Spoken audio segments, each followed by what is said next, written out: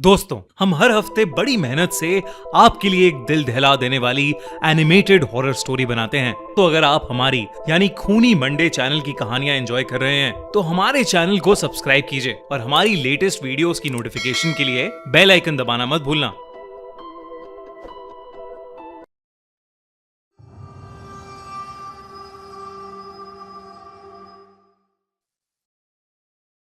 बारिशों के मौसम में पानी की बौछार और ठंडी हवाएं जितनी सुहानी होती हैं, सड़कें उतनी ही सुनसान और खतरनाक। आज की कहानी हमारे एक व्यूअर अजीत के साथ हुई एक सच्ची घटना पर आधारित है। मेरा नाम अजीत है और अगस्त 2016 में मैं अपने ऑफिस के एक दोस्त कार्तिक के साथ दिल्ली से मनाली जा रहा था।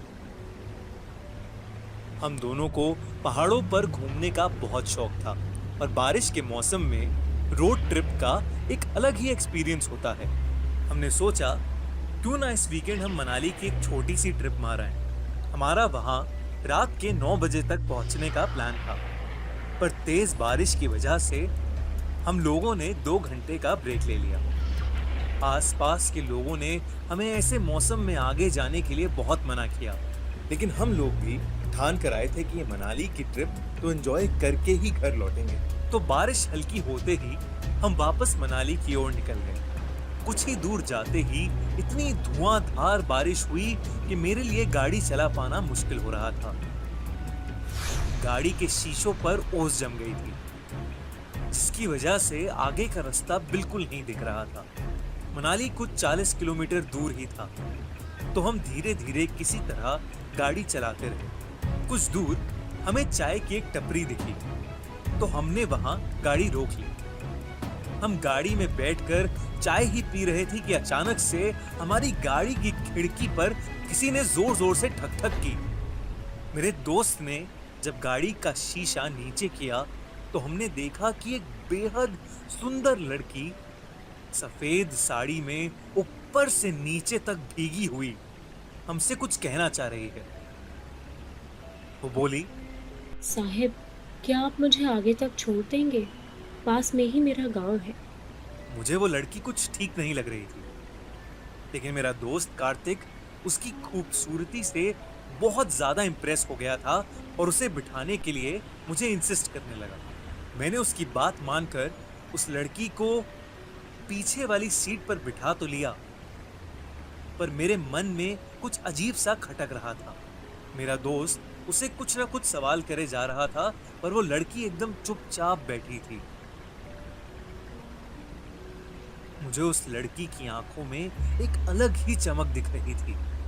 बारिश और तेज हो गई और एकदम से उस लड़की ने कुछ बोलना शुरू कर दिया। वो कहने लगी, इस सड़क पर बारिश के वक्त बहुत एक्सीडेंट्स होते हैं।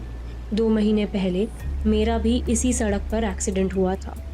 मैं ऐसे ही पूरी भीगी हुई इस सड़क से अपने गांव जा रही थी और जाते वक्त पता नहीं किस गाड़ी ने अचानक मेरे सामने आकर मुझे ठोकर मार दी और तड़पती हुई हालत में मुझे यहीं छोड़कर चली गई। किसी ने वो गाड़ी रोकी तक नहीं।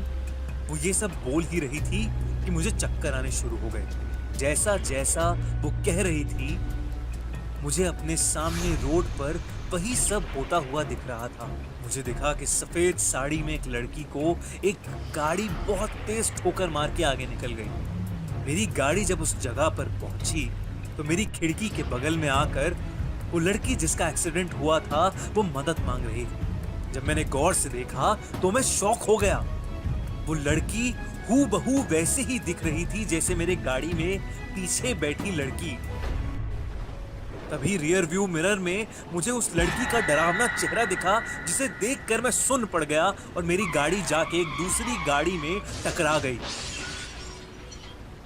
मेरा सर स्टीयरिंग पर जा लगा और मेरे बगल में बैठा कार्तिक बुरी तरह से जख्मी हो गया था। जब मैंने पीछे देखा तो वो लड़की जो हमारे साथ बैठी थी वो गायब हो चुकी थी। हम किसी तरह मनाली के बस स्टॉप पहुंचे, जहां लोगों ने हमारी मदद करी। ये किस्सा जब मैंने उन्हें बताया तो उन्होंने मुझसे कहा कि 2 महीने पहले उनके गांव की एक लड़की की एक रोड एक्सीडेंट में मौत हो गई थी और आज भी वो सब सोचकर मेरे रोंगटे खड़े हो जाते हैं। In villages where screens were rare, cricket was just a distant sound, so we brought the game everyone loves, from Mumbai to Delhi and beyond. Made it possible. Cheers, dreams, and cricket under open skies. One game, one joy. ये कहानी हमारे एक viewer Amit ने हमें भेजी है। अब मैं आपको उसी के नजरिए से ये कहानी सुनाऊंगा। ये बात 2012 की है, जब मैं बिट्स पिलानी में इंजीनियरिंग कर रहा था। कॉलेज का फर्स्ट ईयर था और मुझे गांधी भवन हॉस्टल में रूम नंबर 138 अलॉट हुआ था। हॉस्टल के पहले दिन से मेरे साथ कुछ अजीब ही चीजें हो रही थी। रोज सोने के बाद आधी रात में मुझे किसी लड़के के रोने की आवाजें सुनाई देती थी, जैसे कोई उस लड़के को बहुत बुरी तरह पीट रहा हो। कभी मुझे ऐसा लगता था कि मेरे रूम के अंदर कोई आया है और खिड़की के पास खड़े होकर मुझे बस घूरे जा रहा है। मुझे तब और ज्यादा डर लगने लगा जब मेरे रूममेट ने बताया कि उसे ऐसी कोई आवाजें सुनाई नहीं देती थी। शुरू के पहले महीने में हमें 4 दिन की छुट्टी मिली थी। कई लोग घर चले गए और हॉस्टल में बहुत ही कम लोग रुके थे। मेरा रूममेट भी घर चला गया था और मैं मेरे रूम में अकेला था। उस दिन बाहर जोरदार बारिश हो रही थी। करीब रात के 12 बजे दरवाजे पे बहुत जोर से खटखट हुई। मैंने दरवाजा खोला तो वहां कोई नहीं था, और जब मैं वापस मुड़ा तो मेरे रूम का सारा सामान बिखरा पड़ा था। बारिश और तेज हो गई, जिसकी वजह से लाइट भी चली गई। कुछ देर बाद दरवाजे पर और जोरों से खटखट हुई, लेकिन इस बार भी बाहर कोई नहीं था। तब मैंने देखा कि बगल वाला कमरा, जिस पर हमेशा ताला लगा रहता था, वो खुला पड़ा। पता नहीं मुझे क्या सोचा, पर मैं इस रूम के अंदर जाने से खुद को रोक ही नहीं पाया। अंदर घुसते ही कमरे का दरवाजा जोर से बंद हो गया। मुझे फिर वही रोने की आवाज सुनाई देने लगी जो मुझे रोज रात में सोने नहीं देती थी। तभी मेरे पीछे की अलमारी बहुत तेजी से हिलने लगी और मुझे ऐसा लगा कि उसके अंदर से कोई बाहर आना चाहता है। इतने में मुझे खिड़की टूटने की आवाज सुनाई दी और जैसे ही मैं पीछे मुड़ा, मुझे कड़कती बिजली की रोशनी में पंखे से लटकी एक लड़के की लाश दिखी। मैं वो देख के बुरी तरह घबरा गया और उस कमरे से निकलकर नीचे गार्ड के पास भागा और उसे सब कुछ बताया। वो गार्ड मुझे वापस उस रूम नंबर 137 ले गया। जो मैंने देखा उससे मेरे होश उड़ गए। उस कमरे पर ताला लगा था। गार्ड ने मुझे बताया कि वो रूम पिछले 15 सालों से बंद पड़ा है। उसने बताया कि यहाँ एक लड़का रहता था, जिससे यहाँ एक प्रोफेसर की बेटी से प्यार हो गया था। प्रोफेसर को उनका रिश्ता बिल्कुल भी मंजूर नहीं था और कल्चरल फेस्ट के एक दिन उस प्रोफेसर ने उस लड़के को पंखे से लटकाकर मार डाला, और उस लड़के का नाम भी अमित था। ये सुन के मैं पूरी तरह दंग रह गया। मैंने अगली सुबह ही अपना हॉस्टल चेंज कराया। उस रात के बाद मेरे साथ ऐसा किस्सा फिर कभी नहीं हुआ, लेकिन फिर भी मेरे अंदर उस हॉस्टल के सामने से गुजरने की हिम्मत कभी नहीं हुई। अगर आपके पास भी ऐसा कोई एक्सपीरियंस है तो हमें जरूर मेल करें। ये कहानी मुंबई में रहने वाली गुप्ता फैमिली की है।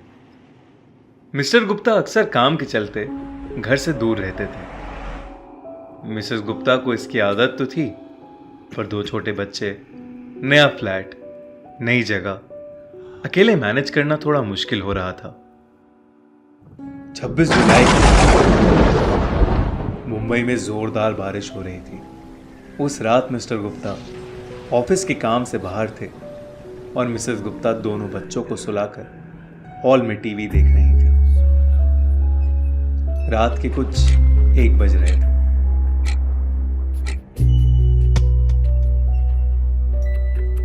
उन्हें लगा कि शुभम रात में उठ के कुछ मस्ती कर रहा है, तो वो गुस्से में बोली, शुभम, तू सोया नहीं अभी तक?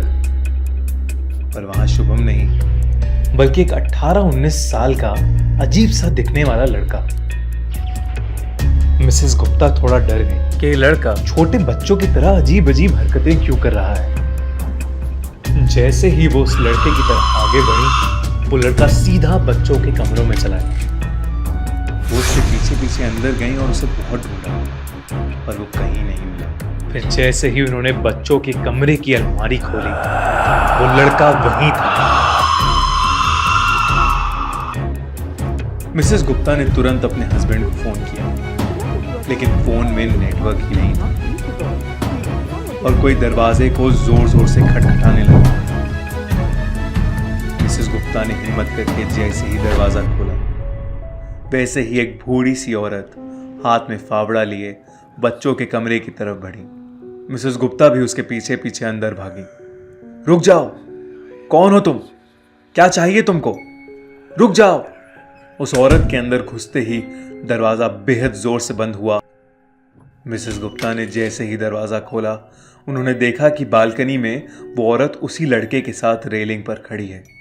उस औरत ने मिसेस गुप्ता को मुड़ के देखा और लड़के को लेकर नीचे कूद गई। मिसेस गुप्ता को कुछ समझ नहीं आ रहा था। उन्होंने तुरंत अपने दोनों बच्चों को वहां से उठाया, गाड़ी की चाबी ली और अपने एक फैमिली फ्रेंड के घर चली गई। पता करने पे मालूम हुआ कि उस बिल्डिंग की कंस्ट्रक्शन के समय 26 जुलाई 2005 को एक औरत और उसका मानसिक रूप से बीमार एक लड़का 25वें माले से नीचे गिरकर मर गए थे।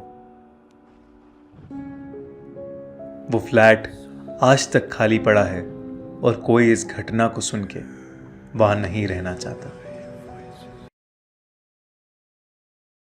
जब एक न्यूली मैरिड कपल स्नेहा और प्रणय अपनी वीकेंड आउटिंग के लिए लोनावला जा रहे थे, रास्ते में बहुत तेज बारिश शुरू हो गई और उनकी कार एक गड्ढे में जा फंसी। दोनों ने कार से निकलकर देखा कि इंजन में कुछ कचरा फंस गया है। उन्होंने बहुत कोशिश की, लेकिन वो कार स्टार्ट ही नहीं कर पा रहे थे। हाईवे के एक किनारे एक पुराना सा कॉटेज था। बहुत रात हो चुकी थी और बारिश थी कि रुकने का नाम ही नहीं ले रही थी। तो उन्होंने सोचा कि वो दोनों आज रात उस कॉटेज में ही रुक जाएंगे और सुबह कार ठीक करवा के आराम से लोनावला चले जाएंगे। बारिश की वजह से उन दोनों के शरीर पर काफी कीचड़ लग गई थी। जैसे ही उन्हें रूम मिला, तब उसने देखा कि ना ही शावर और ना ही बाथरूम का नल काम कर रहे हैं। उन्होंने रिसेप्शन पर कई बार फोन लगाया, लेकिन किसी ने भी फोन नहीं उठाया। प्रणय बहुत गुस्से में नीचे रिसेप्शन तक गया। उसने देखा कि रिसेप्शनिस्ट ईयरफोन लगा के मोबाइल पर कुछ देख रहा था। प्रणय ने उसके हाथ से फोन छीना और उसे बहुत सुनाया। वो उस रिसेप्शनिस्ट पर चिल्ला ही रहा था कि उधर उसकी वाइफ स्नेहा को अचानक शावर से पानी गिरने की आवाज आई। जब वो बाथरूम में गई, तब उसने देखा कि पानी आने लगा था। उसे लगा कि प्रॉब्लम सॉल्व हो गई है और वो दरवाजा बंद करके नहाने चली गई। कुछ देर बाद उसे रूम के मेन डोर खुलने की आवाज आई। उसे लगा कि प्रणय वापस आ गया है। जब उसके बाथरूम के दरवाजे पर ठक ठक हुई, उसे लगा कि प्रणय उसके बाथरूम के दरवाजे को खटखटा रहा है। उसने बोला कि वो अंदर है और जल्दी से नहा कर आ रही है, लेकिन दरवाजे की ठक ठक और तेज हो गई। स्नेहा को लगा कि शायद उसकी आवाज बाहर तक नहीं जा रही, तो उसने शावर बंद करने का ट्राई किया, लेकिन वो शावर बंद ही नहीं हो रहा था। अचानक उसमें से काले रंग का पानी निकलने लगा। स्नेहा ने तुरंत अपना टॉवल पहन लिया। बाथरूम में गर्म पानी की भाप की वजह से सब धुंधला धुंधला हो गया था। स्नेहा ने जब अपना पर्दा हटा के देखा, तो उसे दिखा कि बाथरूम का दरवाजा खुला पड़ा था। उसे कुछ अजीब सा लगा। तो दरवाजा बंद करने के लिए जैसे ही आगे बढ़ी, वैसे ही उसे लगा मानो जैसे पीछे से उसे किसी ने पकड़ लिया हो। बाथरूम की लाइट्स भी अचानक फ्लिकर करने लगी। स्नेहा ने घबराते हुए जब पीछे मुड़ के देखा, तो वो सुन्न पड़ गई। उसने देखा कि शावर से निकलता हुआ काला पानी एक बहुत ही बड़ी काली परछाई में बदल गया था। स्नेहा डर के मारे बहुत जोर से चीखी। उसकी चीख सुनते ही प्रणय भागा भागा वहां आया। उसने देखा कि बाथरूम का दरवाजा खुला पड़ा है और स्नेहा टॉवल लपेटे नीचे फर्श पर बेहोश पड़ी है। प्रणय ने जब पर्दा हटा के देखा तो वहां कोई नहीं था, लेकिन बाथटब के एक कोने में एक चाकू पड़ा था, जिसे देखकर प्रणय पूरी तरह सहम गया। उसने उस चाकू को उठाया और वो चाकू अपने हाथ में लेके वो जैसे ही फोड़ा, तभी शीशे में उसे अपना एक भयानक चेहरा दिखा, जिसे देख के उसके हाथ से चाकू नीचे गिर गया। उसने वापस शीशे में देखा तो वहां कुछ नहीं था। उसने जल्दी से स्नेहा को कपड़े पहनाकर बेड पर लेटाया। जब स्नेहा को होश आया तो उसने पूरा किस्सा प्रणय को बताया। वो दोनों उसी रात एक कार बुलवा के वापस अपने घर आ गए। उन्हें आज तक समझ नहीं आया कि उनके साथ क्या हुआ था। क्या उस कॉटेज में कोई मर्डरर या रेपिस्ट था, या कोई भूत था जो उन्हें सता रहा था।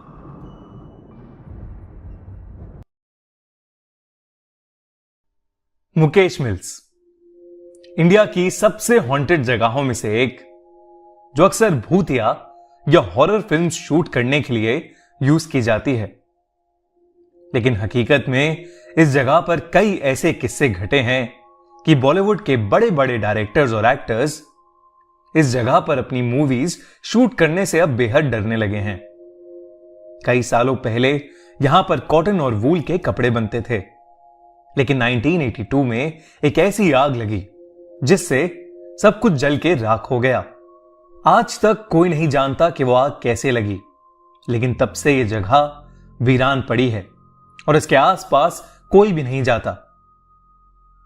एक बार की बात है, मुकेश मिल्स में एक हिंदी हॉरर फिल्म की शूटिंग चल रही थी।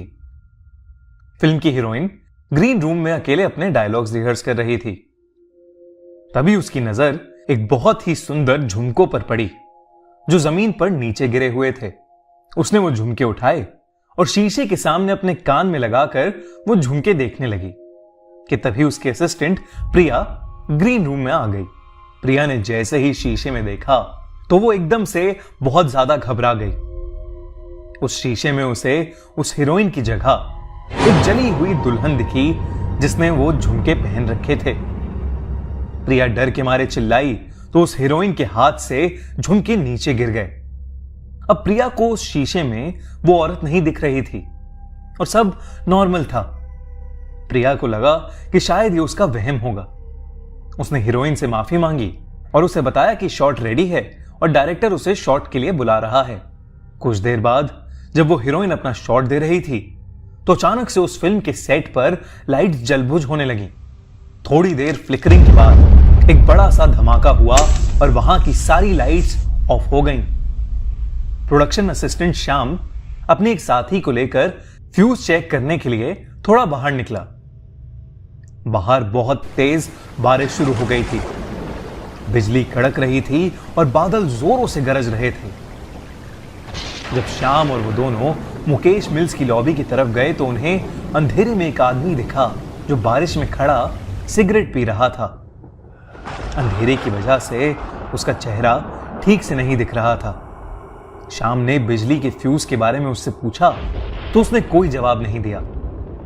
श्याम को वो आदमी बेहद अजीब लग रहा था, लेकिन कुछ ही पल बाद उस आदमी ने अपने हाथ से मिल्स के कोने की तरफ इशारा किया।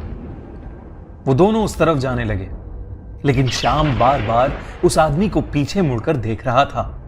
तभी अचानक से बिजली कड़की और उस आदमी की शक्ल श्याम को दिखी, जिसे देखकर वो सुन सा पड़ गया। उस आदमी का चेहरा बेहद डरावना था और वो घूर घूर कर श्याम को देखे जा रहा था।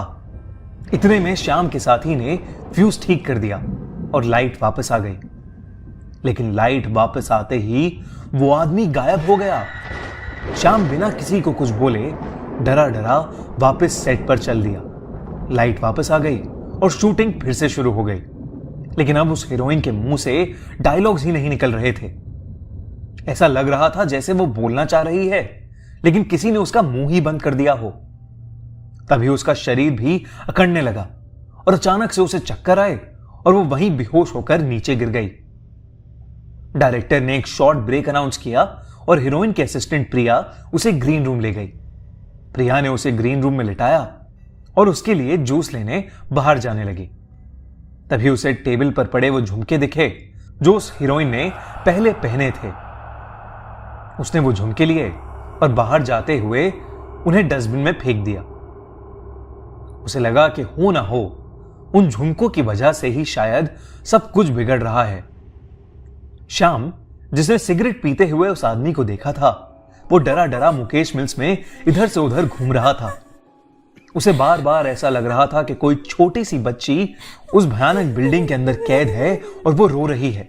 धीरे धीरे वो आवाज और तेज होती गई और उसके कानों में गूंजने लगी। उधर हीरोइन की असिस्टेंट प्रिया जूस लेकर ग्रीन रूम में पहुंची। तब उसने जो देखा, उसे देखकर वो चौंक उठी। उसने देखा कि वो हीरोइन शीशे के सामने वही झुमके पहने बैठी है जिसे उसने अभी फेंका था। उस हीरोइन की आंखें लाल हो चुकी थीं। उसने अपने हाथ में स्क्रिप्ट ले रखी थी और वो पागलों की तरह कुछ भी बड़बड़ाए जा रही थी। अचानक उसने सारे पेपर्स फाड़ दिए और उन्हें खाने लगी। ये सब देखकर प्रिया कांप उठी और जल्दी से रूम से भाग आई। उसने सीधा जाकर डायरेक्टर को पूरी बात बताई और सब लोग मिलकर उस ग्रीन रूम में पहुंचे। पर वहां सब कुछ नॉर्मल था। वो हीरोइन वहीं पर बैठी हुई अपनी स्क्रिप्ट पढ़ रही थी। प्रिया कुछ समझ ही नहीं पा रही थी। उस एक्ट्रेस ने डायरेक्टर से कहा, क्या वो आज की शूट कैंसिल कर सकते हैं? डायरेक्टर फौरन मान गया और उसने अपनी क्रू को पैकअप करने के लिए बोल दिया। हीरोइन, बाकी एक्टर्स और डायरेक्टर्स सब लोग अपनी गाड़ी में बैठकर वहां से निकल गए, लेकिन उसकी असिस्टेंट अब भी ग्रीन रूम में ही थी। वो उस एक्ट्रेस का सामान पैक कर रही थी कि उसे वो झुमके फिर से दिखे। उसने जैसे ही वो झुमके अपने हाथ में लिए, उसे वो औरत फिर से शीशे में ठीक उसके पीछे खड़ी दिखी। वो मुड़ी तो वहां कोई नहीं था। उसने झुमके वहीं छोड़ दिए और वहां से जल्दी से निकल गई। वहां से निकलते ही उस हीरोइन की तबीयत एकदम ठीक हो गई, लेकिन वो प्रोडक्शन का लड़का पूरी तरह से पागल हो गया और कुछ ही दिनों में उसकी तबीयत इतनी खराब हो गई कि उसने उस मिल में जाकर अपने आप को जला डाला। वो जली हुई झुमके वाली औरत, या वो रोती हुई बच्ची की गूंज, या वो सिगरेट पीता डरावना आदमी, ये सब कई बार कई लोगों ने महसूस किया है। कहते हैं कि एक बार मुकेश मिल्स में नाइट ड्यूटी करते हुए एक गार्ड ने उस मिल्स के अंदर से म्यूजिक बजने की आवाजें सुनी। ये बहुत अजीब था क्योंकि उस दिन कोई शूटिंग नहीं हो रही थी और ना ही मिल्स के अंदर कोई भी इवेंट था। उस रात उस गार्ड ने अंदर जाकर देखा तो उसे काली परछाई दिखी। वो उसे देखकर इतना डर गया कि उसने वो नौकरी ही छोड़ दी। और तो और वहां एक बार एक 10 साल की लड़की शूटिंग करते समय अचानक से बहुत अजीब तरीके से बिहेव करने लगी। उसने पहले तो एक मर्द की आवाज में सबको वहां से भाग जाने के लिए कहा और फिर अपने हाथों के बल उल्टा होकर चलने लगी और कुछ ही पल में बेहोश हो गई। ये देख सब लोग वहां से जल्दी से निकल गए। जैसे ही उसके पिता उसे उस मिल से कुछ दूर लेकर गए, वो एकदम नॉर्मल हो गई, लेकिन उसे कुछ भी याद नहीं रहा कि उसके साथ क्या हुआ था।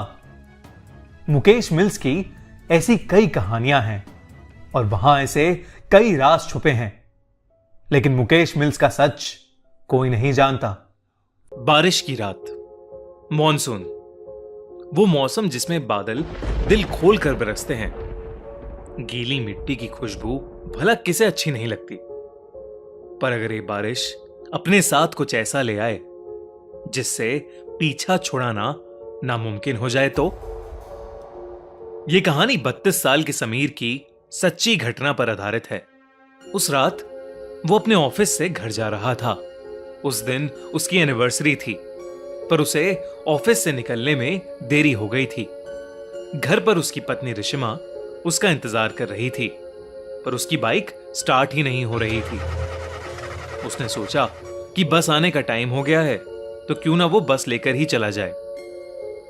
बस स्टैंड तक पहुंचते पहुंचते आसमान में गरज रहे बादल बरसने लगे और देखते ही देखते बहुत ही तेज बारिश होने लगी। समीर अपना सूटकेस अपने सर पर रखकर बस का इंतजार करने लगा। समीर के कपड़े बुरी तरह भीग रहे थे कि तभी उसके ऊपर बारिश की बूंदें गिरना बंद हो गईं।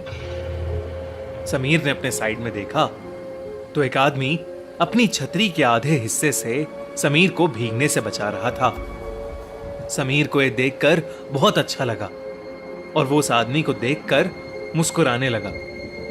उस आदमी ने हाथों में ग्लव्स, आंखों पर एक काला चश्मा और सर पर एक काली हैट पहनी हुई थी। इसीलिए समीर को वो आदमी दिखने में थोड़ा अजीब लग रहा था।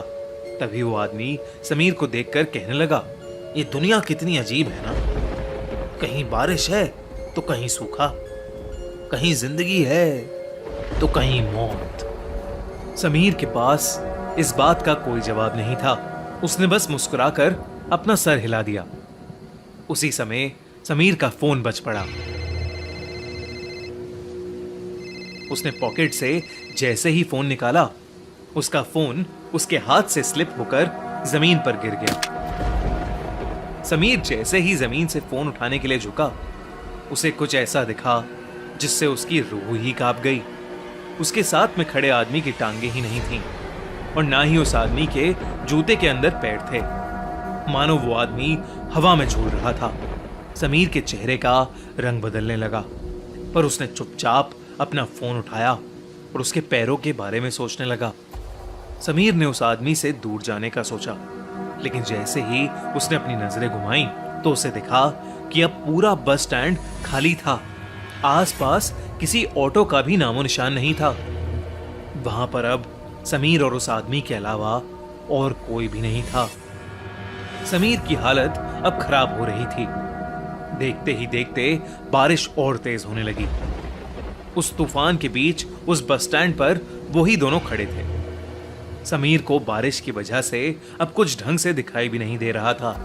उसे कोई बस भी आती हुई दिखाई नहीं दे रही थी। समीर ने अपनी वाइफ रिशिमा को मैसेज किया और उसे अपनी सिचुएशन बताते हुए जल्दी से आने के लिए कहा। यह मैसेज लिखते ही समीर को उस आदमी की आवाज आई, रिशिमा को यहां बुलाना ठीक नहीं होगा समीर। ये सुनते ही समीर के पैरों तले जमीन खिसक गई। वो उस छतरी के नीचे से निकलकर रोड की दूसरी तरफ भागने लगा। बिना पीछे मुड़े समीर तब तक भागता रहा जब तक उसे वो आदमी दिखना बंद नहीं हो गया। भागते भागते समीर बहुत ज्यादा थक गया था। समीर रोड के साइड पर लगे एक बेंच पर बैठ गया। उसने अपनी तेज चल रही सांसों को नॉर्मल किया, पर तभी एकदम से उसके सर पर पड़ रही बरसात फिर से बंद हो गई। समीर ने सहमी नजर से अपने साइड में देखा तो उसके साइड में फिर वही आदमी छतरी लिए बैठा था। ये देखकर समीर की चीख निकल गई और वो तुरंत उस बेंच से उठकर फिर से रोड की तरफ भागा। रोड पर बारिश की वजह से अब धुंध भी आने लगी थी। आसमान में कड़कती बिजली की आवाज समीर की चीखों को दबा रही थी। थोड़ी दूर आकर समीर फिर से रुक गया। वो बार बार पीछे मुड़कर देख रहा था। हाफते हाफते जब उसने सामने देखा तो बहुत जोर से बिजली कड़की और उस बिजली की चमकती रोशनी में उसे वही आदमी रोड के बीचों बीच खड़ा दिखाई दिया। इस बार सिर्फ उसका आधा शरीर हवा में तैर रहा था। वो समीर को देखकर मुस्कुराया और उसने अपना चश्मा उतार दिया। उस आदमी की आंखें पूरी तरह से काली पड़ी थीं और उसमें से खून बह रहा था। तभी समीर को पीछे से एक बस के हॉर्न की आवाज आई। समीर ने पीछे मुड़कर देखा तो पीछे से एक बस आ रही थी। अचानक ही बहुत सारे लोगों की भीड़ भी उस बस की तरफ आने लगी। समीर को अपनी जान बचाने का और कोई रास्ता नहीं दिख रहा था। वो दौड़कर उस बस के पास पहुंचा। जैसे ही वो बस उस स्टैंड पर आई, सभी लोग धक्का मुक्की करके उस बस में घुसने की कोशिश करने लगे। उसी धक्का मुक्की में समीर उस भीड़ के बीच गिर गया। उसके पूरे शरीर पर लोगों के पैर लग रहे थे और समीर कुछ भी नहीं कर पा रहा था। बस के ड्राइवर ने भीड़ को हटाने के लिए बस को थोड़ा आगे बढ़ा दिया और समीर का आधा शरीर उस बस के नीचे कुचल गया। तड़पता हुआ समीर वहीं होश खो बैठा। तभी रिश्मा ऑटो से समीर की बताई हुई लोकेशन पर पहुंच गई। उसने समीर को रोड के बीच खून से लथपथ पड़ा देखा। उसके आसपास कोई भी नहीं था। रिश्मा समीर को जल्दी से हॉस्पिटल ले गई। समीर की जान तो बच गई, पर समीर ने अपने पैर हमेशा हमेशा के लिए खो दिए थे। वो अब फिर कभी भी चल नहीं सकता था। जब समीर ने अपने साथ हुई घटना बताई तो कोई भी समीर की बताई हुई बातों पर यकीन नहीं कर रहा था। पर जब रिश्मा ने उस बस स्टैंड से जुड़ी न्यूज रिपोर्ट्स को देखा तो उसके होश ही उड़ गए। रिश्मा ने देखा कि करीबन 10 साल पहले ऐसे ही एक केस में एक आदमी की मौत हुई थी और तब से लेकर आज तक हर साल मॉनसून के महीने में एक आदमी ऐसे ही हादसे का शिकार होता है। और पुलिस को बयान देते वक्त वो सभी एक अजीब सी काली आंखों वाले आदमी के बारे में बात करते हैं। रिश्मा समझ गई थी कि समीर भी उस काली आंखों वाले आदमी का शिकार हुआ है। कुछ ही सालों बाद डिप्रेशन के कारण समीर की मौत हो गई।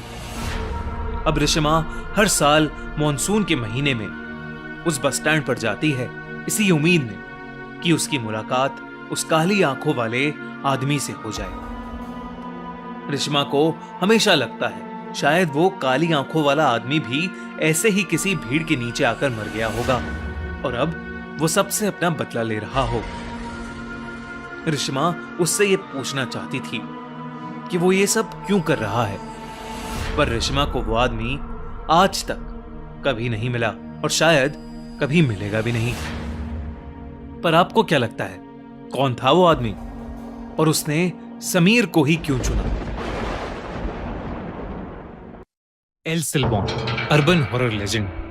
ये कहानी 1980s में साउथ अमेरिका के एक बहुत ही खूबसूरत गांव लॉस लेरोस नाम की है, जहां पर चारों तरफ हरियाली और खेत ही खेत हैं। उन्हीं में से एक खेत के पास डमासो नाम का एक लड़का छुट्टियों में अपने चाचा के घर में रुका हुआ था।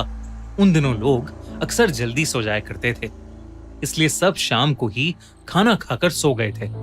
डमासो बिस्तर पर लेट तो गया था, पर उसे नींद नहीं आ रही थी। वो बस छत पर लगे पंखे को ही देखे जा रहा था कि तभी अचानक उसे बहुत जोर से जानवरों के करहाने की आवाज आई। वो उठकर बाहर गया तो उसने देखा कि आवाज पास के एक एनिमल शेल्टर से आ रही है, जहां पर बहुत सी गायें थीं। डमासो ने आसमान की ओर देखा तो पूरा आसमान काले बादलों से ढका हुआ था। उसे लगा कि शायद सभी गायें आने वाले तूफान से घबरा रही हैं, इसलिए वो गायों को अंदर वाले तबेले में लेकर जाने के लिए उनके पास गया और गायों को बहुत मुश्किल से एक एक करके अंदर वाले तबेले में लेकर जाने लगा। पर डमासो ने कभी गायों को इतना बेचैन नहीं देखा था। इतनी बेचैनी की वजह से डमासो के लिए उन्हें वहां से ले जाना भी मुश्किल हो रहा था। तेज बारिश भी शुरू हो गई थी। बड़ी मुश्किल से जब उसने कई सारी गायों में से कुछ गायों को अंदर वाले तबेले में भेज दिया तो उसे मीट की बहुत ही गंदी बदबू आने लगी। जैसे जैसे वो और गायों को अंदर भेज रहा था और गायें वहां से कम हो रही थीं, वो बदबू वैसे वैसे बढ़ती जा रही थी। जब कुछ 5-6 गायें बच गईं, तो उसने देखा कि वहां एक बूढ़ी सी गाय की खून से सनी हुई हड्डियां पड़ी। देखकर डमासो वहीं जम गया और जोर से चिल्लाने लगा। पर इससे पहले वो वहां से भाग पाता या कुछ कर पाता, उसको दूर से एक आवाज आई। तेज बारिश के बीच वो मीलों से आती हुई आवाज इतनी भयानक थी कि उसे सुनकर डमासो की रूह कांप गई और उसे सुनते ही डमासो समझ गया कि वो आज मरने वाला है, क्योंकि वो आवाज एल सिल्बॉन की सीटी की थी, जिसका मतलब था कि एल सिल्बॉन उसके पास आ रहा है। डमासो ने एल सिल्बॉन के कई किस्से सुने थे। उसे याद था कि बचपन में कैसे उसके रिलेटिव्स एक आदमी की कहानी सुनाते थे जिसका एल सिल्बॉन से सामना हुआ था। उसके रिलेटिव्स की कहानी के हिसाब से वो आदमी भी एक ऐसे ही खेत से देर रात अपने घोड़े पर एक फंक्शन में जा रहा था। तभी उस बड़े से वीरान खेत में उस घोड़े का पैर किसी चीज से फिसला। जब उस आदमी ने उतर कर देखा तो वहां एक हिरन की हड्डी पड़ी थी, जिनसे खाया हुआ मांस अभी भी लटक रहा था। इससे पहले कि वो घुड़सवार कुछ समझ पाता, उसे दूर से रूह चीर देने वाली सीटी सुनाई दी। उसने अपने घोड़े को उठाने की कोशिश की, लेकिन बहुत देर हो चुकी थी। उसे अपने से कुछ ही दूर वाले पेड़ पर किसी बड़ी सी चीज के कूदने की आवाज आई। वो घुड़सवार वहां से भागना चाहता था, लेकिन तभी उसके सर पर जोर से एक हड्डी आकर लगी, जिससे उसका सर फट गया। वो घुड़सवार चीखते हुए मदद मांगने लगा, लेकिन कोई फायदा नहीं था, क्योंकि मौत का चेहरा बनकर 19 फीट का एक भयानक आदमी उसके सामने खड़ा था। सर पर एक हैट, लेकिन शरीर और चेहरा ऐसा जैसे कोई कंकाल हो। उस घुड़सवार ने कभी कोई ऐसा भयानक जीव नहीं देखा था। उसके पास एक हड्डियों से भरी बोरी थी, और उसी बोरी में से हड्डियां निकालकर वो उस घुड़सवार को बिना रुके मारने लगा।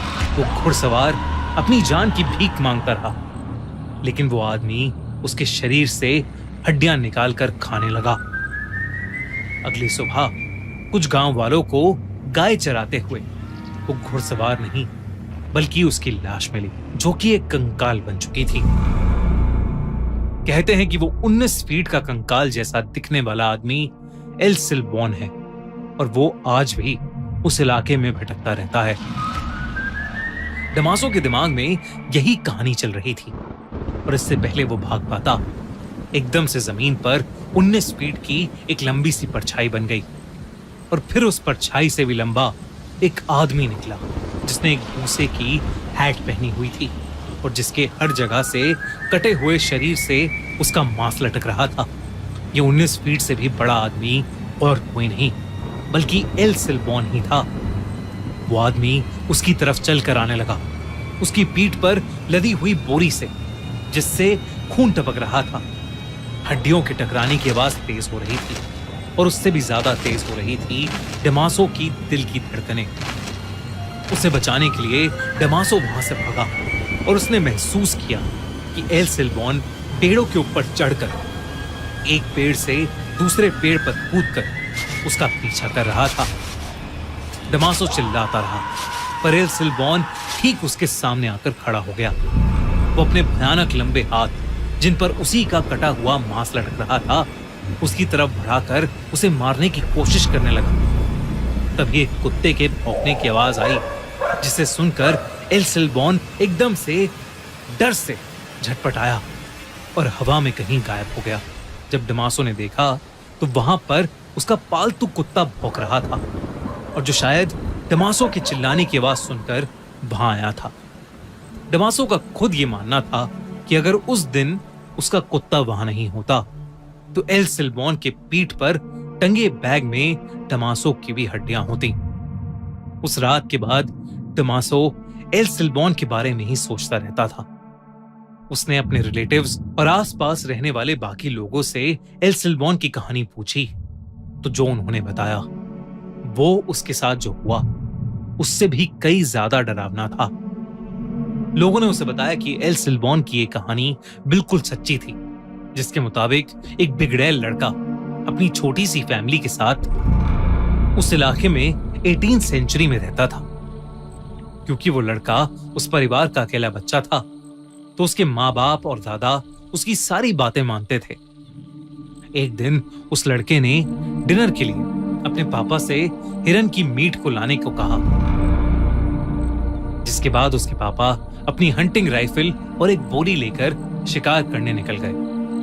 जब कई देर तक उसके पापा वापस घर नहीं आए तो वो लड़का बहुत ही ज्यादा गुस्से में आ गया। उसकी माँ ने उस लड़के को उसकी प्रोटेक्शन के लिए एक बहुत तेज किचन नाइफ दिया और कहा कि वो जाकर अपने पापा को जंगल में ढूंढकर वापस ले आए। जब वो लड़का वापस आया तो उसके साथ उसके पापा तो नहीं थे, पर उस बोरी में मांस के टुकड़े, अंतड़ियां, कुछ ऑर्गन्स और हड्डियां थीं, जो उसने अपनी मां को जाकर दे दी और हिरन का मांस कहकर पकाने को कहा। उसकी मां को बोरी के अंदर का वो मीट बनाते हुए अजीब लग रहा था, और उन्हें शक होने लगा था। तो उस लड़के की माँ ने लड़के के दादाजी को अपना डर बताया, जो सुनकर उसके दादाजी ने उस लड़के को बाहर ले जाकर एक पेड़ से बांध दिया और एक हंटर से उसे जोर जोर से मारने लगे, तब तक जब तक उस लड़के ने सच नहीं बता दिया। एक ऐसा सच जो बहुत ही ज्यादा भयानक था।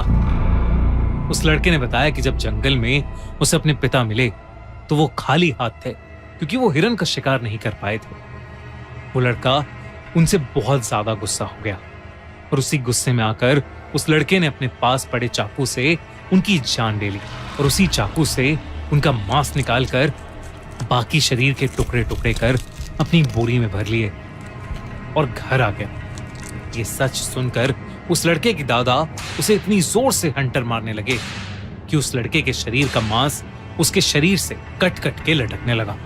उसके दादा ने उसके बाद उसके घाव पर मिर्ची और शराब डालकर उसको पेड़ से खोलकर उसके कंधे पर उसके बाप के मांस और हड्डियों से भरी बोरी डाल दी और उसके पीछे अपने 2 भयानक कुत्ते छोड़कर उसे हमेशा के लिए भटकने के लिए छोड़ दिया। कहते हैं कि उस दिन के बाद से आज तक उस लड़के की आत्मा एल्सिलबॉन के नाम से भटकने लगी। उस इलाके में रहने वाले लगभग सभी लोगों का मानना है कि उनका एक ना एक बार एल्सिलबॉन से सामना जरूर हुआ है, जो पेड़ों में बैठकर एक अलग ही तरीके से सीटी बजाता है और जो भी देर रात खेतों में घूमता है उस पर एक जानवर की तरह अटैक करता है। कहते हैं कि वो बस कुत्तों से डरता है और इसीलिए उस इलाके के सभी घरों में लोगों ने कुत्ते पाले हुए हैं। डमासो उस रात अपने कुत्ते की वजह से बच गया, वरना वो भी आज एल्सिलबॉन का शिकार हो जाता। बारिश की वो रात। कहते हैं बारिश का मौसम बड़ा ही सुहाना होता है। हर तरफ हरियाली और गीली मिट्टी की वो दिल को खुश कर देने वाली एक खुशबू, हर चीज की खूबसूरती मानो दोगुनी हो जाती है। आप कहीं भी जाओ लगता है जैसे बारिश आपका पीछा ही कर रही हो, पर अगर आपका पीछा बारिश के अलावा कोई और भी कर रहा हो तो। ये कहानी 24 साल के वरुण की है। वरुण दिल्ली से मुंबई अपनी जॉब के सिलसिले में आया था। हालांकि उसे मुंबई की फास्ट लाइफ कुछ खास पसंद नहीं थी, पर वो अपने काम के लिए बहुत पैशनेट था। अपने करियर को एक नई सीढ़ी पर ले जाने के लिए वो कुछ समय के लिए मुंबई आया था। वरुण अक्सर अपने ऑफिस से लेट निकलता था, कभी कभी तो इतना लेट कि वो ऑफिस से निकलने वाला आखिरी इंसान होता था। ऐसी ही एक रात वरुण को ऑफिस में बैठे बैठे रात के 11 बज गए थे। वो अपना सामान पैक करके बिल्डिंग से बाहर निकला तो उसने देखा कि बहुत ही घमासान बारिश हो रही है। अब ना ही वरुण को कोई ऑटो रिक्शा मिल रहा था और ना ही कोई कैब। वो बस एक कोने में खड़ा बारिश से बचने की कोशिश कर रहा था। तभी अचानक से वरुण के सर पर बूंदें पड़ना बंद हो गईं। उसने सर उठाकर देखा तो उसके सर पर एक छाता था और वो छाता लिए उसके साथ ही एक आदमी खड़ा हुआ था। वरुण ने मुस्कुराकर उस आदमी को थैंक यू कहा, पर उस आदमी ने कुछ जवाब नहीं दिया। वो बस चुपचाप खड़ा रहा। वरुण ने फिर से उस आदमी से बात करने की कोशिश की। वरुण ने कहा, आपका बहुत बहुत शुक्रिया, आपके जैसे लोग बहुत ही कम मिलते हैं।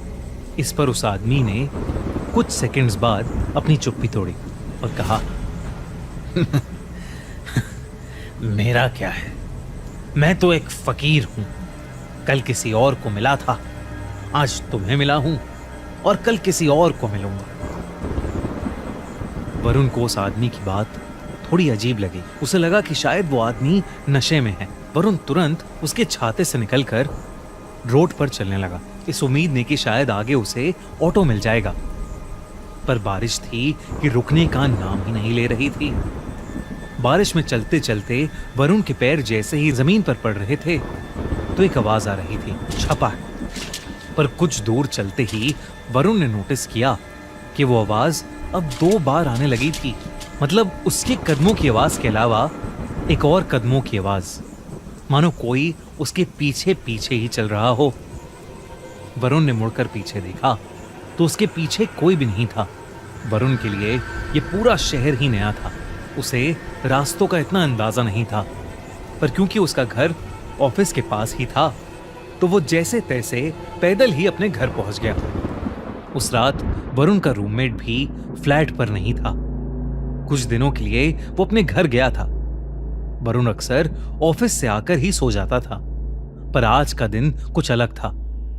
बिस्तर पर लेटा हुआ वरुण सोने की जितनी भी कोशिश करता, उसे नींद आने का नाम ही नहीं ले रही थी। उसका फ्लैट बिल्डिंग के 6th फ्लोर पर था और बाहर चल रही तेज हवा और बारिश से उसके कमरे में लगी खिड़की जोर जोर से बज रही थी। आसमान में जोरों की बिजली भी कड़क रही थी। ऐसा लग रहा था कि कभी भी कोई बादल फट जाएगा, और इसी शोर की वजह से उसके लिए पूरा माहौल बहुत ही डरावना हो गया था। वरुण की सोने की नाकाम कोशिशों के बाद वो किचन से पानी लेने के लिए उठा, पर जैसे ही वरुण ने अपने पैर कमरे के फर्श पर रखे, वो चौंक गया क्योंकि वरुण के कमरे का फर्श गीला था। उसने उठकर ध्यान से देखा तो उसे पता चला कि कमरे की खिड़की थोड़ी खुली होने की वजह से पानी कमरे के अंदर आ गया था। वरुण तेजी से उस खिड़की को बंद करने गया, और जैसे ही उसने खिड़की बंद की, खिड़की के कांच पर उसे एक हाथ दिखाई दिया। उस हाथ को देखकर वरुण की चीख निकल गई। 6th फ्लोर की खिड़की पर किसी का हाथ कैसे आ सकता था? वरुण डर के मारे अपने बिस्तर पर वापस चढ़ गया, और उसकी आंखों के सामने वो हाथ वहां से गायब हो गया।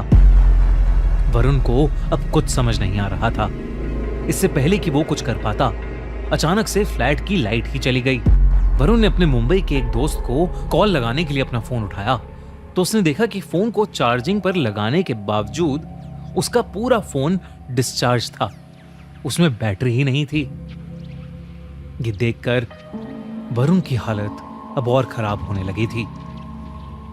तभी उसे किचन से एक जोर से कांच टूटने की आवाज आई। वरुण उठकर किचन में गया तो किचन के फर्श पर एक कांच की टूटी हुई बोतल पड़ी हुई थी। नजर घुमाकर देखने पर वरुण को किचन में एक काली बिल्ली दिखी। वरुण को लगा कि शायद वो बोतल उसी बिल्ली की वजह से टूटी थी। वरुण की जान में जान आई। उसने खुद को समझाया कि इतनी तेज बारिश की रात में अकेले होने की वजह से वरुण को अजीब चीजें दिखाई दे रही हैं। उसने खुद को संभाला और किचन का कांच साफ करके अपने कमरे में वापस जाने लगा, पर वो नहीं जानता था कि उसके साथ अब क्या होने वाला था। जैसे ही वरुण अपने कमरे में वापस पहुंचा, उसकी रूह उसके शरीर से बाहर आ गई। उसके कमरे के कोने में वही आदमी खड़ा था जो उसे ऑफिस के नीचे छाते के साथ मिला था। वो आदमी बस वहां चुपचाप खड़ा हुआ था और उसके पूरे शरीर से पानी बह रहा था। बिजली कड़कने पर वरुण को उस आदमी का पूरा शरीर दिखा। उसकी चमड़ी पूरी तरह से नीली पड़ी थी।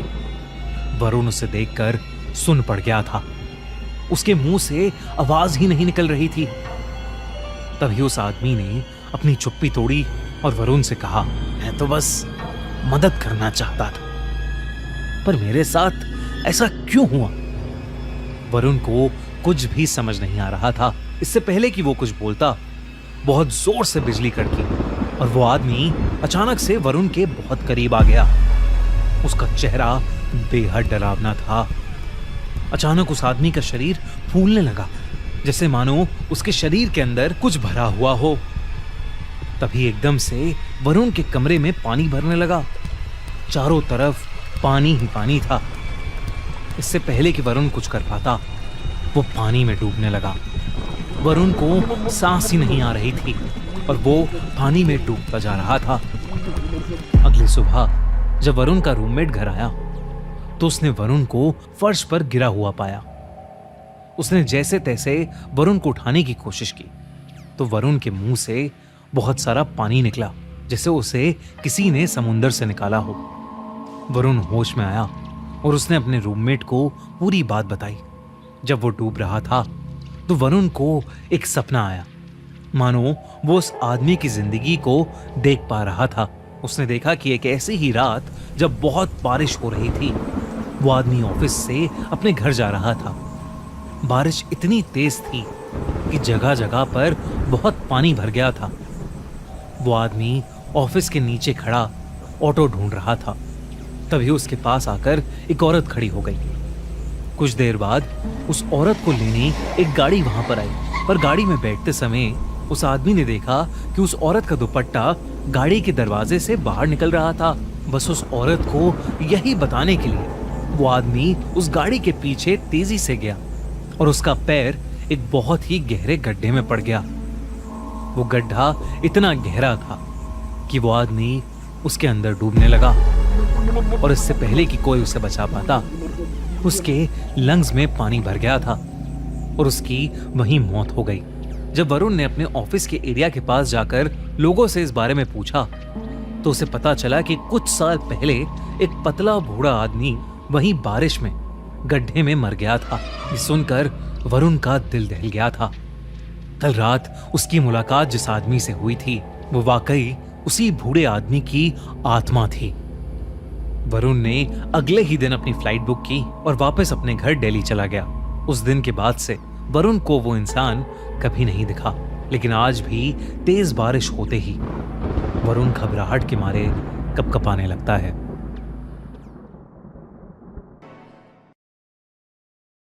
शुभम और चेतना की शादी को अभी 1 ही साल बीता था। वो लोग पहली बार एक साथ रोड ट्रिप पर निकले थे और इसी के चलते वो बहुत एक्साइटेड थे। वो दोनों अपनी डेस्टिनेशन पर सुबह जल्दी पहुंचना चाहते थे, इसलिए उन्होंने रात में ही ड्राइव करने का डिसीजन लिया। लगभग आधा रास्ता कवर करने के बाद अचानक से आसमान में घने बादल छाने लगे और जोरों से बिजली कड़कने लगी। इससे पहले कि वो दोनों कुछ सोच पाते, वही काले बादल भयानक तरीके से बरसना शुरू हो गए। कुछ ही पलों में एक भयंकर तूफान आ गया और शुभम को गाड़ी चलाने में भी बहुत ज्यादा दिक्कत होने लगी। बारिश इतनी तेज थी कि शुभम आगे कुछ देख ही नहीं पा रहा था। उसने गाड़ी रोड के साइड में लगा दी। तूफान अब इतना बढ़ चुका था कि चेतना घबराने लगी। तभी शुभम को रोड की बाईं तरफ एक बड़ी सी हवेली दिखाई दी। वो वहां जाना तो नहीं चाहता था, पर तूफान के रुकने के कोई आसार नहीं लग रहे थे और रोड पर रुके रहना उसे सेफ नहीं लग रहा था। शुभम ने अपनी गाड़ी उस हवेली की तरफ ले ली। वो हवेली बहुत ही बड़ी और खूबसूरत थी। गाड़ी से उतरकर उन्होंने उस हवेली का बड़ा सा दरवाजा खटखटाया, पर किसी ने भी दरवाजा नहीं खोला। कुछ देर तक दरवाजा खटखटाने पर भी कोई नहीं आया, तो उन्हें लगा कि शायद घर पर कोई नहीं है। वो दोनों वहां से जाने लगे कि तभी बाहर का तूफान और भी ज्यादा भयंकर हो गया और बिजली इतनी जोर से कड़कने लगी कि मानो आसमान को चीर रही हो। शुभम ने अब बिना कुछ सोचे समझे हवेली के कोने में लगा शीशा पत्थर से तोड़ दिया और खिड़की खोलकर चेतना को लेकर अंदर कूद गया। हवेली के उस कमरे में बहुत अंधेरा था। शुभम उस कमरे की लाइट जलाने की कोशिश कर रहा था, लेकिन शायद उस घर में बिजली नहीं थी।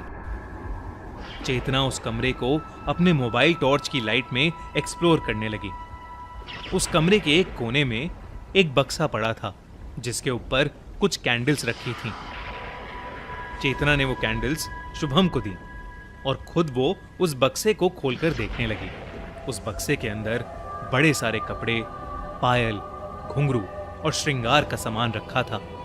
ऐसा लग रहा था कि जैसे वो कमरा और सामान किसी रानी का हो। इतने में शुभम ने कैंडल्स जला दी और कमरे में रोशनी आ गई। वो दोनों उसी कमरे में बैठ गए और बारिश के रुकने का इंतजार करने लगे। बैठे बैठे शुभम की आंख लग गई। कुछ देर बाद चेतना को टॉयलेट जाना था, तो वो शुभम को बिना डिस्टर्ब किए एक कैंडल लेकर वॉशरूम ढूंढने चली गई। शुभम वहीं बैठा बैठा सो चुका था, लेकिन अचानक उसे घुंघरू की आवाज आई जिससे उसकी नींद टूट गई। उसे ऐसा लगा कि जैसे कोई औरत घुंघरू पहने उसके पीछे से गुजरी हो। शुभम अचानक से मुड़ा, पर उसके पीछे कोई भी नहीं था। कमरे में चेतना को ना पाकर वो थोड़ा घबरा गया और उस कमरे से बाहर निकलकर हवेली में चेतना को ढूंढने लगा।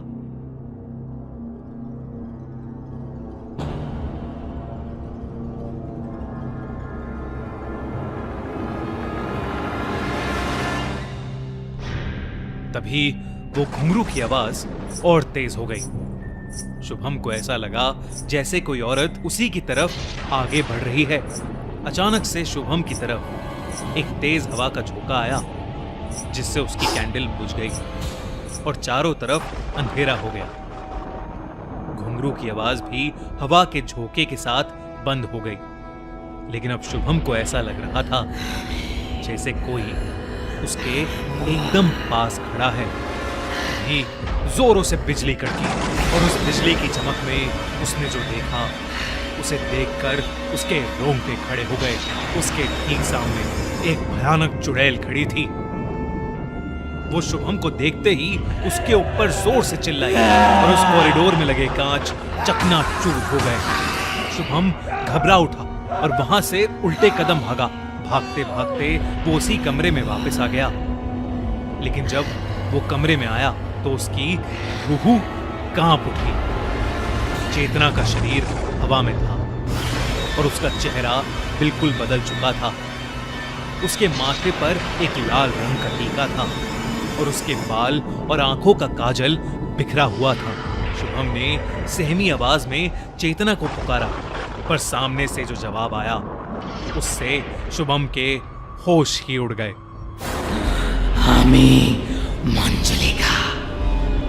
शुभम को ऐसा लगा जैसे चेतना ने उस पर कोई दहाड़ लगाई हो। वो फिर भी हिम्मत करके चेतना के नजदीक जाने लगा कि तभी शुभम की आंखों के सामने चेतना के दोनों पैर उल्टे हो गए। ये देखकर शुभम की चीख निकल गई और तभी मंजुलिका की आत्मा ने उसे जोर से धक्का दिया और वो कमरे के एक कोने में जा गिरा। शुभम का दिल डर के मारे जोर जोर से धड़क रहा था। मंजुलिका ने जमीन पर पड़े शुभम का गला पकड़ा और उसे हवा में उठा लिया। शुभम को अब सांस लेने में भी मुश्किल हो रही थी कि तभी उस हवेली में एक गाना गूंज उठा, और उस आवाज के आते ही मंजुलिका हवा के झोंके की तरह चेतना के शरीर से बाहर निकली और गायब हो गई। चेतना बेहोश होकर नीचे गिर गई। शुभम ने उसे उठाया और जिस खिड़की को तोड़कर वो अंदर आया था उसी से वो बाहर भाग गया। उसने चेतना को गाड़ी की पिछली सीट पर लेटाया और उस तूफान में ही वहां से भाग गया। चेतना को अपने साथ हुए हादसे के बारे में कुछ भी याद नहीं था, लेकिन शुभम अपने साथ हुआ यह हादसा फिर कभी नहीं भूल पाएगा।